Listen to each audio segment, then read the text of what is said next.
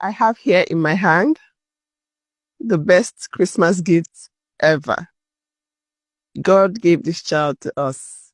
She didn't come from my womb, but we had an angel carry her into this world. There are so many women that are in my situation who have problems, with certain parts of their bodies.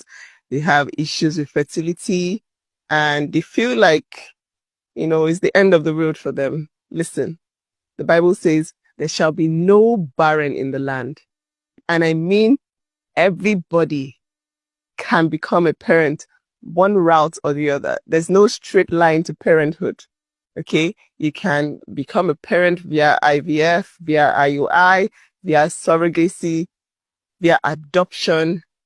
The routes are endless. At this point, you just need to open your mind. You need to be bold, come out, speak out, tell whoever is willing to listen to you, your situation. And trust me, there's always a solution. Always a solution. For us, we had children before.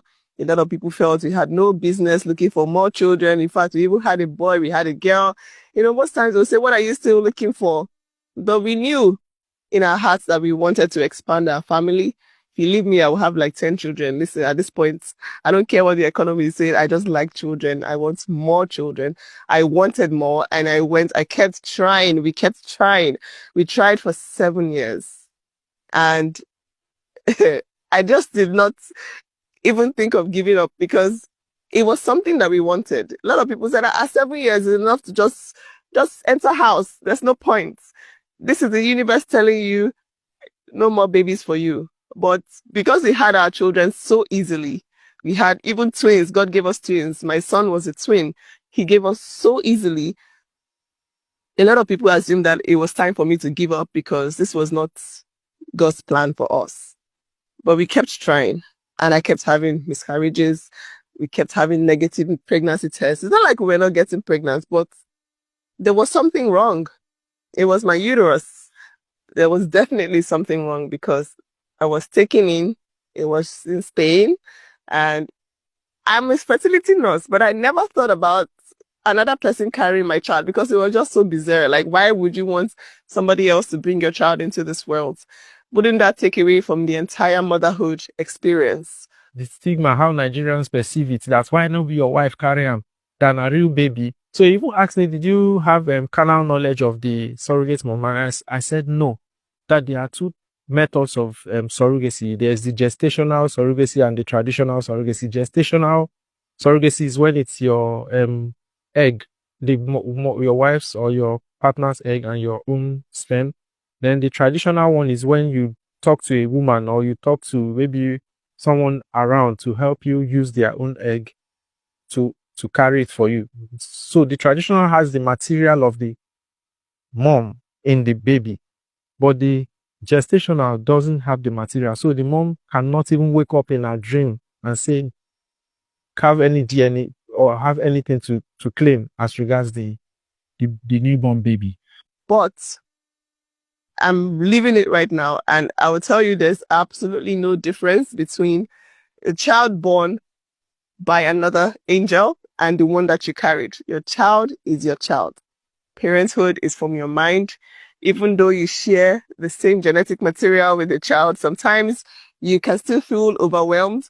And there are people that abandon their children even after going through the stress of pregnancy. But I'm telling you that if you have enough love in your heart to give that child, it would not matter how that child came. There's so many children that need to be adopted. There are so many children in the orphanages. They need a loving, caring environment to grow in. If that's the option that you are okay with, go ahead and do it. Because at the end of the day, it's the love inside your heart that matters.